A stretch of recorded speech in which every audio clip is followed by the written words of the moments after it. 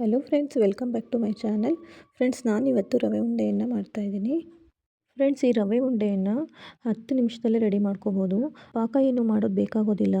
ಸುಲಭವಾಗಿ 10 ನಿಮಿಷದಲ್ಲಿ ಈ ರವೆ ಉಂಡೆಯನ್ನು ನಾವು ಮಾಡ್ಕೋಬೋದು.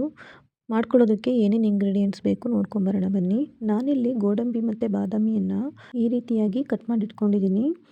ಮತ್ತು ದ್ರಾಕ್ಷಿ ತೊಗೊಂಡಿದ್ದೀನಿ, ಒಂದು 7-8 ಏಲಕ್ಕಿ ತೊಗೊಂಡಿದ್ದೀನಿ. ಮತ್ತು ನಾನು ಕೊಬ್ಬರಿಯನ್ನು ಸಿಪ್ಪೆ ತೆಗೆದು ಈ ರೀತಿಯಾಗಿ ಮಿಕ್ಸಿಯಲ್ಲಿ ಪೌಡರ್ ಮಾಡಿ ಇಟ್ಕೊಂಡಿದ್ದೀನಿ. ಫ್ರೆಂಡ್ಸ್, ನಾನಿಲ್ಲಿ ಸುಮಾರು 1.5 kg ಆಗೋಷ್ಟು ರವೆಯನ್ನು ತೊಗೊಂಡಿದ್ದೀನಿ.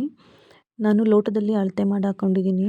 ಈ ಲೋಟದಲ್ಲಿ ನಾನು 5.5 ಗ್ಲಾಸ್ ಆಗೋಷ್ಟು ರವೆಯನ್ನು ತೊಗೊಂಡಿದ್ದೀನಿ. ನಾನಿಲ್ಲಿ ಚಿರೋಟಿ ರವೆ ತೊಗೊಂಡಿದ್ದೀನಿ. ಫ್ರೆಂಡ್ಸ್, ನಿಮ್ಮ ಹತ್ರ ಚಿರೋಟಿ ರವೆ ಏನಾದರೂ ಇಲ್ಲ ಅಂತ ಹೇಳಿದರೆ ದಪ್ಪ ರವೆನೇ ಮಿಕ್ಸಿಯಲ್ಲಿ ಪೌಡರ್ ಮಾಡಿ ಹಾಕ್ಕೊಂಡ್ರೆ ಆಗುತ್ತೆ. ಮತ್ತು ನಾನಿಲ್ಲಿ ಅದೇ ಗ್ಲಾಸಲ್ಲಿ 4 ಗ್ಲಾಸ್ ಆಗುವಷ್ಟು ಸಕ್ಕರೆಯನ್ನು ತೊಗೊಂಡಿದ್ದೀನಿ.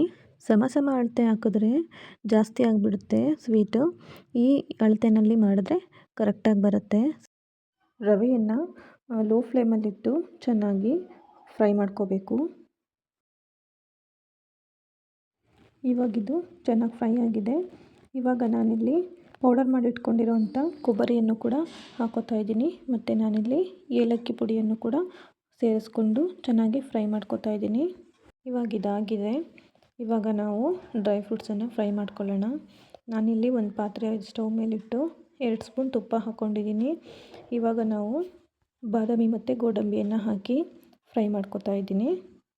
ಇದು ಒಂದು ಸ್ವಲ್ಪ ಫ್ರೈ ಆದಮೇಲೆ ದ್ರಾಕ್ಷಿಯನ್ನು ಕೂಡ ಹಾಕಿ ಫ್ರೈ ಮಾಡ್ಕೋತಾ ಇದ್ದೀನಿ.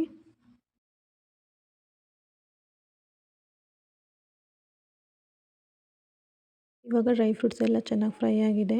ಇದನ್ನು ನಾವು ಇವಾಗ ಆವಾಗಲೇ ಹುರಿದಿಟ್ಕೊಂಡಿದ್ವಲ್ಲ ರವೆ ಒಳಗೆ ಸೇರಿಸ್ಕೊಳ್ಳೋಣ. ಇದನ್ನು ಇವಾಗ ಚೆನ್ನಾಗಿ ಮಿಕ್ಸ್ ಮಾಡ್ಕೊಳ್ಳೋಣ. ಇದು ಚೆನ್ನಾಗಿ ಮಿಕ್ಸ್ ಆದಮೇಲೆ ನಾನಿಲ್ಲಿ ಇದಕ್ಕೆ ಪುಡಿ ಮಾಡಿಟ್ಕೊಂಡಿರೋಂಥ ಸಕ್ಕರೆಯನ್ನು ಸೇರಿಸ್ತಾ ಇದ್ದೀನಿ. ಸಕ್ಕರೆ ಎಲ್ಲ ಚೆನ್ನಾಗಿ ಮಿಕ್ಸ್ ಮಾಡಿಕೊಂಡು ಸ್ವಲ್ಪನೇ ಸೈಡಿಂದ ತೊಗೊಂಡು ಸ್ವಲ್ಪನೇ ಹಾಲು ಮಿಕ್ಸ್ ಮಾಡಿಕೊಂಡು ಉಂಡೆ ಕಟ್ಕೊಂಡ್ರೆ ರೆಡಿ ಆಯಿತು. ನಾನಿಲ್ಲಿ ಜಾಸ್ತಿ ಮಾಡ್ತಾ ಇರೋದ್ರಿಂದ ಒಂದೇ ಸಲ ಹಾಲು ಹಾಕಿ ಮಿಕ್ಸ್ ಮಾಡಿಬಿಟ್ರೆ ಗಟ್ಟಿ ಆಗಿಬಿಡುತ್ತೆ. ಅದು ಸ್ವಲ್ಪನೇ ಹಾಲು ಹಾಕಿ ಮಿಕ್ಸ್ ಮಾಡ್ಕೊಳ್ತಾ ಹೋದರೆ ಚೆನ್ನಾಗಿ ಬರುತ್ತೆ ಉಂಡೆ ಕಟ್ಟೋದಕ್ಕೆ. ನಾನಿಲ್ಲಿ ಸ್ವಲ್ಪನೇ ಹಾಲು ಹಾಕಿ ಎಲ್ಲ ಮಿಕ್ಸ್ ಮಾಡಿಕೊಂಡು ಎಲ್ಲ ಉಂಡೆ ಕಟ್ಟಿಟ್ಕೊಂಡಿದ್ದೀನಿ. ನೋಡಿದ್ರಲ್ಲ ಫ್ರೆಂಡ್ಸ್, ರವೆ ಉಂಡೆಯನ್ನು ಎಷ್ಟು ಸುಲಭವಾಗಿ ಹೇಗೆ ಮಾಡ್ಕೊಳ್ಳೋದು ಅಂತೇಳಿ. ನಾನು ಮಾಡಿರುವಂಥ ಈ ರವೆ ಉಂಡೆ ರೆಸಿಪಿ ನಿಮಗೆಲ್ಲ ಇಷ್ಟ ಆಗಿದರೆ ಖಂಡಿತ ನೀವು ಕೂಡ ಮನೆಯಲ್ಲಿ ಟ್ರೈ ಮಾಡಿ ಹೇಗೆ ಬಂತು ಅಂತ ಹೇಳಿ ಕಮೆಂಟ್ ಮಾಡಿ ತಿಳಿಸಿ. ಲೈಕ್ ಮಾಡಿ, ಕಮೆಂಟ್ ಮಾಡಿ, ಶೇರ್ ಮಾಡಿ. ಫ್ರೆಂಡ್ಸ್, KP ರೆಸಿಪೀಸ್ ಚಾನಲ್ನ ಸಬ್ಸ್ಕ್ರೈಬ್ ಮಾಡ್ಕೊಳ್ಳಿ. ಈ ವಿಡಿಯೋ ನೋಡಿದ್ದಕ್ಕಾಗಿ ಎಲ್ಲರಿಗೂ ಧನ್ಯವಾದಗಳು.